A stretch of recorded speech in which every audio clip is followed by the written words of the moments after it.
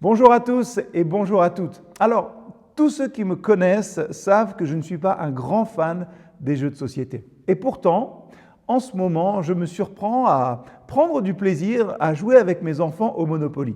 Alors chez nous, on joue à une version un petit peu spéciale, on joue à la version du Monopoly Simpson. Et du coup, tout le monde se bat pour acheter la propriété de Monsieur Burns. C'est l'équivalent de la rue de la Paix. Vous savez, cette case qui peut à elle seule vous faire gagner la partie. Mais pour gagner, il vous faut prendre des risques pour l'acheter et surtout, il faut prendre beaucoup de risques pour construire des bâtiments dessus. Et en fait, au Monopoly, si vous voulez gagner beaucoup, vous êtes obligé de risquer beaucoup aussi.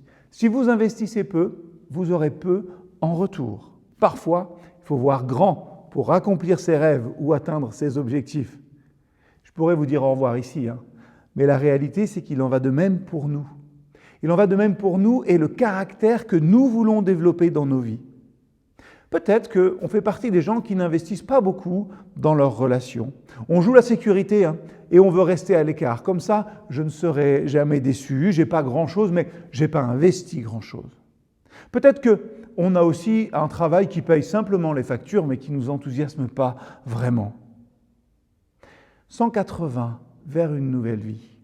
Et si vous deviez avancer un petit peu plus loin? Changer de direction.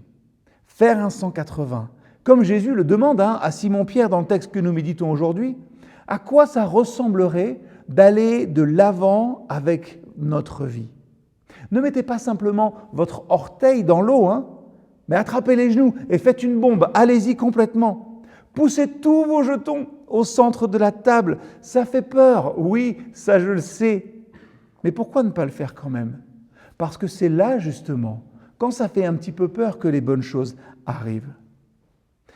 À quoi ça ressemblerait dans nos vies de dire oui en grand à la vulnérabilité, par exemple? De dire à quelqu'un en qui vous avez confiance ce qui se passe vraiment à l'intérieur de vous, et pas ce que vous souhaiteriez qu'il se passe. Nous grandissons mieux ensemble si nous pouvons aussi être honnêtes les uns envers les autres et envers nous-mêmes. Vivons en pleine conscience. Si c'est la peur, comme Simon-Pierre, que vous devez dépasser, dépassez-la comme si elle n'était même pas là. Êtes-vous prêt à risquer l'échec en espérant que vous pourriez être surpris par le succès? Il n'y a pas de raccourci vers les grands changements. Ça comporte toujours de gros risques. Êtes-vous prêt à prendre le vôtre aujourd'hui? Cette semaine peut-être. Vous pourriez être surpris par la vie que vous trouverez de l'autre côté de ce qui vous retient. Quelle étape devez-vous dépasser aujourd'hui? Quelle peur devez-vous laisser dans le bateau pour vous engager sur les flots de la vie avec Christ? Un beau défi pour aujourd'hui. À bientôt.